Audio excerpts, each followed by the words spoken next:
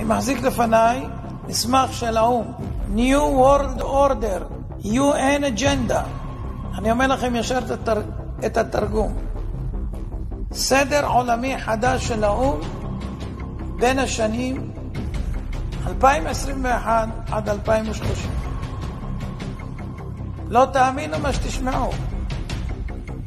תתכוננו. קחו אוויר, תנשמו, ואל תתייאשו, יש אלוהים למעלה. דבר ראשון, בין השנים האלה תהיה ממשלה עולמית אחת, מטבע עולמי חסר מזומנים, בנק מרכזי עולמי, צבא עולמי אחד, סוף הריבונות הלאומית, סוף כל הריבונות הלאומית, סוף כל הרכוש בבעלות פרטית, סוף התא המשפחתי,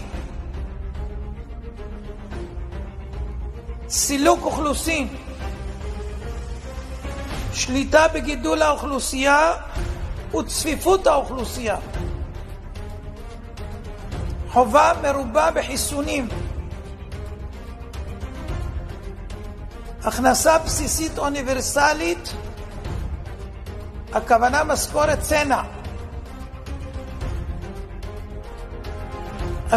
השתלת מיקרוצ'יפ לרכישה, נסיעות, מעקב ובקרה, יישום מערכת אשראי חברתית עולמית כמו שיש לסין, טריליוני מועמדים המחוברים למערכת הניטור G5, הממשלה תגדל את הילדים, בתי ספר ואוניברסיטאות בבעלות ממשלתית, סוף התחבורה הפרטית, בעלות על המכוניות, כל העסקים יהיו בבעלות הממשלה, התאגיד, הגבלה על מה שלא חיוני בטיסות, בני אדם ירוכזו באזורי התיישבות אנושית, ערים, סוף ההשקיה, סיום המשק הפרטי החי והמרעה, סוף הבתים המשפחתיים,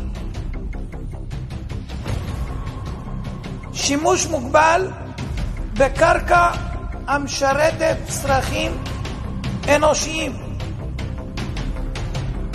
איסור של תרופות טבעיות שאינן סינתטיות ורפואה נוטורופטית, בסוף דלק מאובנים. עד כאן המסמך. מי שמבין, אנחנו נתגעגע לפרעה,